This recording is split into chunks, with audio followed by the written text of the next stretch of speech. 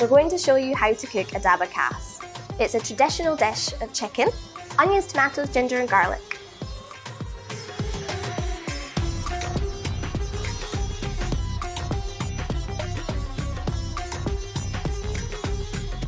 Heat the oil in a thick pan, add the whole garam masala and let it crackle. Add the chopped onions, cook until golden brown. Add the ginger garlic paste and cook for a minute on a slow heat. Add the turmeric, red chilli powder, coriander powder, cumin powder and cook for 30 seconds on a low heat. Add a little water to prevent things sticking to the pan.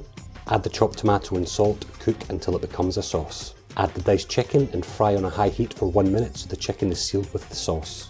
Add the green chilli paste and cook through. Sprinkle with fresh coriander, garam masala powder and serve hot.